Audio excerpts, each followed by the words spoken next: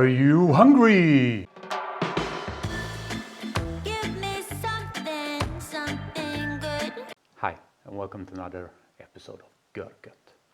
If you've been following the channel for a while, you have realized that I'm a big fan of all things Japanese, especially Japanese food. And today we're gonna make what in my mind is the perfect sushi rice. And that's quite versatile what you do with it afterwards. You can just serve it with a bit of soy sauce and a raw egg yolk. That's a great meal. Or you can make a temaki, like a hand roll, or a nigiri. I don't make a lot of kind of nigiris because I don't know how to cut the fish properly. I'm not a sushi master, but I do know how to make kick-ass sushi rice. And at the end, we might throw in kind of a bonus, something that we make with the rice, so that we don't just have to taste the rice like it is, which is good as well, but it's not really a meal. So we'll make a meal out of it at the end. But it's primarily about the rice in this episode. And I don't know if you realize that, but if you go to a sushi restaurant, especially in Japan, yes, the focus is on the fish that you use for the nigiri, for instance, but more of the focus is for sure on getting the perfect rice. And I've been on a long journey to get to where I am today with my rice, and I think it is pretty perfect. But your mileage might vary. You might have a different rice cooker. You might not have a rice cooker at all, and then you need to figure out the proportions between the rice and the water differently. The vinegar that I'm making, you can make for sure, because that will go great with it. But when it comes to the cooking of the rice, you have to kind of adapt to what you have. Maybe you have a different rice cooker that cooks it a bit differently. Maybe you have no rice cooker, you need to cook it on the stove. So you need to play a bit maybe with the proportions of the water. I'm doing a simple 1-to-1 ratio because I've figured out that works perfectly for me. I've tried with less water, but then the rice doesn't get cooked enough. I've tried with more water and then it gets just soggy. But let's have a look at what we need here on the board for today. But before we do so, if you're not supporting the channel yet, please do so by clicking the subscribe button and checking the bell icon so that you get notifications. And that's every Tuesday when new episodes are online. But now let's have a look. So it's a relatively simple board. We have our rice here, we have our water here. Now why do I put the water here? Because it's important that the water and rice are in the right proportions. As I mentioned just before, it's a 1-to-1 proportion for me. And it's a 1-to-1 weight proportion. Now, the weight of water is the same as the volume of water, so that's simple, but just think of everything as weight and it will be easier. Now for our sushi vinegar, we have some rice vinegar, some biological rice vinegar. This is 200 grams. We have some brown sugar, 75 grams. Half of that in salt, so 37.5, which you can't do on a scale, so rather go 37. And we have kombu, seaweed, and it's dried kelp, I think you also call it in English. This is about 3 grams, so it's quite a big piece, 3 grams for this proportions. And now in general, what I think is important, I mean, everyone has a different budget to spend on food, right? But when you're doing this, try to spend as much as your budget allows, because the better ingredients you have, the better the rice will taste in the end, especially when it comes to the vinegar. Don't have to worry too much about the salt and the brown sugar, but the vinegar and also the kombu goes the same for the rice, obviously. So spend what your budget allows you to. But let's start by making the vinegar. So we've got a pot here. We'll just put the vinegar in, the sugar. It's brown sugar, so it's a bit sticky. And our salt. And our kombu. And it's as simple as that. And now we warm this up. We're not going to bring it to a boil, but we're going to warm it up just before it gets to a boil so that everything dissolves and mixes. So just put it on your stove. You can put it on high heat, just watch it a bit. So I'll see when that's dissolved. As you can see, everything is dissolved. Now we'll just put this to the side and let it cool down. This looks great, I know. I was just drying something. I'll put that away. We'll let it cool down, and in the meantime, we can start prepping our rice. Now this bowl is not big enough to wash the rice, so we'll pour it over in another container. And now you won't see it because the camera is there and I need to wash it there. But you can see me from here. And we want to wash this 7 times. So get some cold water running. Start pouring it. You can do this whichever way you do. I've done it with like a strainer. But this way I think is the quickest way. And I'll show you. You see the starchy water? That's what you want to get rid of. So now you just pour that out, being careful not to pour rice out. The advantage of doing it this way is that the broken rice will float on top and you will be able to pour it off. If you do it in a strainer, you're not able to do that. So that was number 1. So we're now at number 8. You will see the difference in the water. There's still a bit of starch there, but you want a little bit of starch. So this is basically done. Just pour the water out.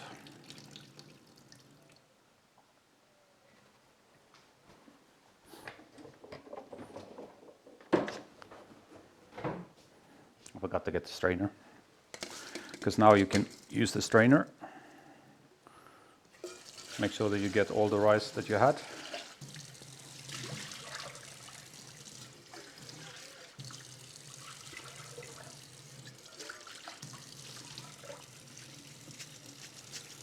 And now we just let this drain off until it's drier.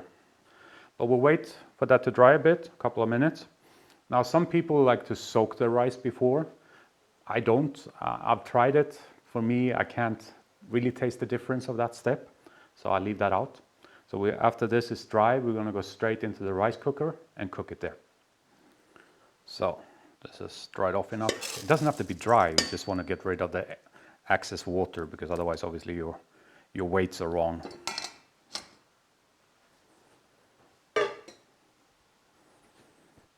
Now we'll get our water in.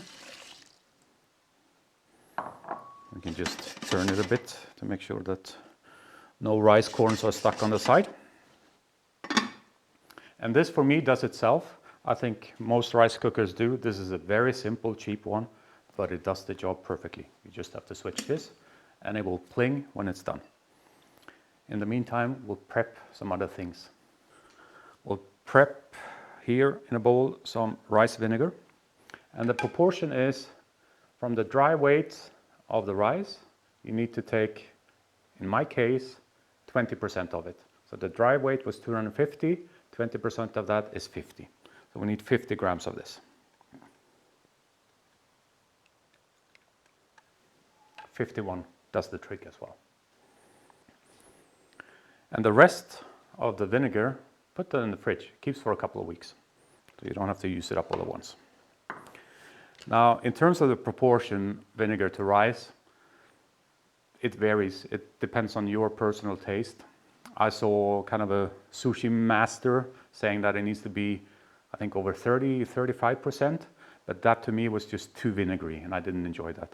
For me, this is the perfect ratio. It's enough of the vinegar there, but it's not overpowering the rice. So for me, 20% is the golden percentage. Let's also have a look. You can't see it from on top because it's too big. And I gave away the secret. The secret is we'll make onigiri out of this, just so that we can eat a bit of the rice. You don't need this, but you need somewhere to cool down your rice and to spread it. You need kind of a spatula to spread it with. I have a wooden one. There's normally a plastic one that comes with your rice that you can use. And you need kind of a wet cloth. And the first thing we do so that the rice doesn't stick is we'll fill this with some water. I'll just do it on top here. Let's get the spatula wet. Can you see that on top? Yeah. Now we can put that down. Now you can just go with your cloth. Make sure that you make all surfaces as well as the edge wet, because it will suck up the water and it will be less sticky. And if you have excess water, you can just pour it out. So we have that ready, spatula is ready. Once we've done the rice, we're gonna, well, I can do that now. We'll wet this as well, and that's easier. It's 2 parts. And I just keep the bottom part stuck to the top part and fill it with water. And that's kind of the easiest way to make this wet. But we'll put this to the side because we're only going to use it once the rice is completely finished. And these come in all different, not shapes, but sizes and materials. This is a wooden one, it's quite small, but it's big enough. And my daughter loves onigiri. I'll also show you this in the meantime. Just put it in a container, leave the combo in there, and put this in the fridge, and it keeps for, as I said, a couple of weeks. So our rice is still steaming. Take your vinegar, spread it over the rice. Now you can see this cooling utensil, which I forget the name of, is a bit oversized. But now you want that every rice corn gets in contact with the vinegar. And you don't want to crush it, so kind of do it in, what would you call it, a horizontal motion. And the theory behind it is that the rice can only absorb the vinegar while it's warm.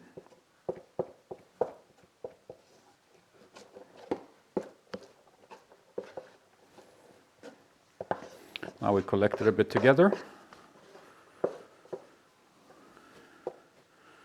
I think we're quite good. It's not a lot of rice, so it doesn't take long.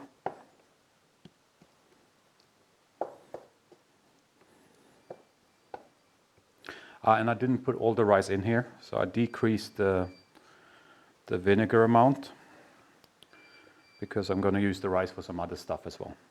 But now we leave this to cool like this, spread it out quite flat for about a minute or 2, and then we'll turn it. So, ready to turn, just turn it over. And again, the theory behind this is that when it's like this, the rice, the vinegar will soak through it, and now we turn it, it will soak through again.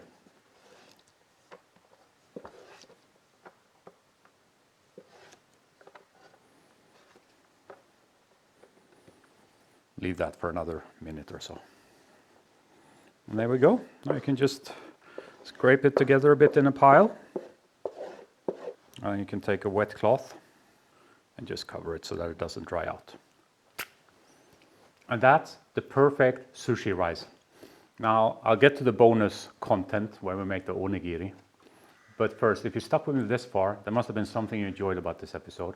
Do me the huge favor and hit that thumbs up button. It's just down there, just takes a click, but it helps me immensely to get my content out there in the YouTube universe. So please hit the like button. But now, let's make onigiri. We'll put this a bit to the side. So we have our onigiri molds. We have some filling. I'm not showing you how to do this for 2 reasons. It's that simple, and it's not really the main part of this video. It's just tuna and Kewpie mayonnaise and some salt. Try to get tuna and water. Makes it easier to make this mix, because otherwise the ones in oil, yeah, you're kind of adding oil with oil. But I also have a bowl of water to just get my hands a bit wet.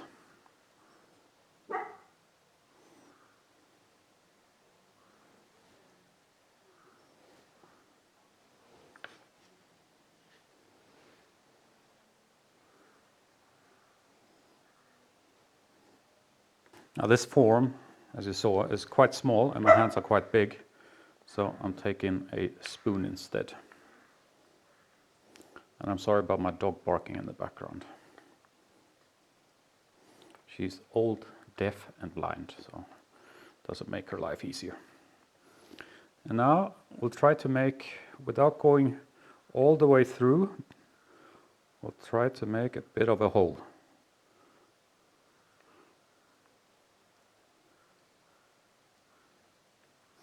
A little bit more rice in here.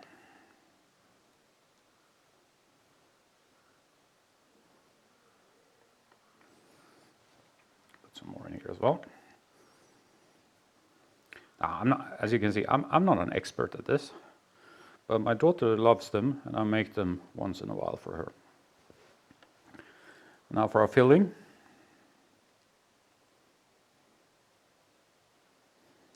Get as much as you can in there, but not too much, because then it's not going to stay inside.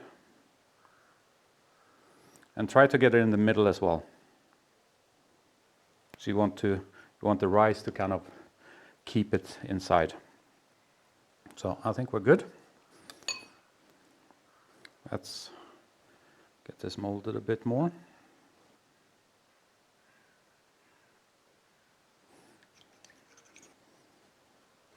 And then rice on top to close it up. Don't press, kind of go down on the sides to make sure that the rice goes around the filling.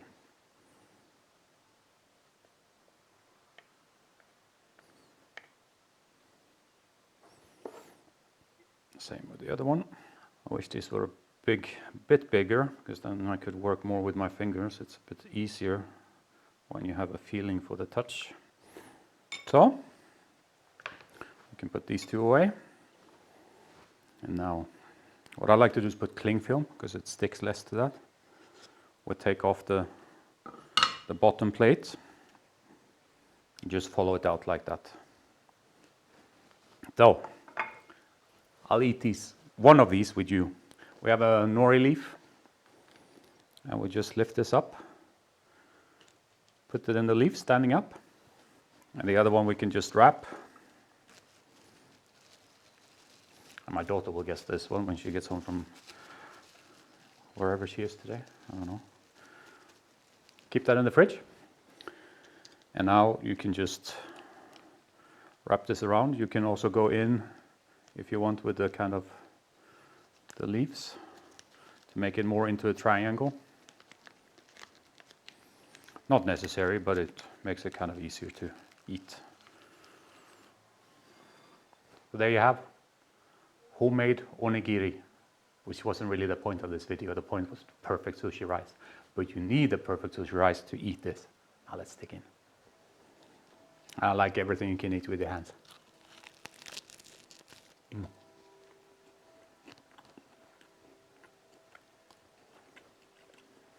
This is so simple, but it's perfect. The rice corns have a lot of nice taste. Have a bit of bite to them still. The Italians would say a little bit al dente. It shouldn't be, they shouldn't have a core, but you should feel the textures of it when you chew it.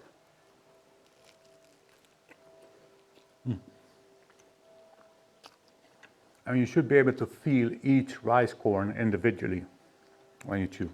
I think this is perfect.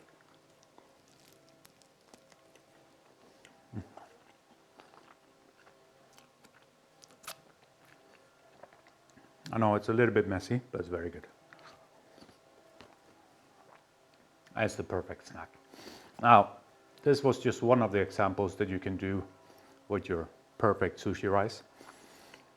If you want, I'm happy to make some hand rolls as well to show you some different types, which is also very simple, and you base it on the same rice, so we don't have to show the rice cooking again. Leave a comment below, let me know. But otherwise, that's pretty much it for today. If you're not supporting the channel yet, please don't forget to do so by hitting the subscribe button and checking the bell icons so that you get notifications. But that's it. Take care. Bye-bye.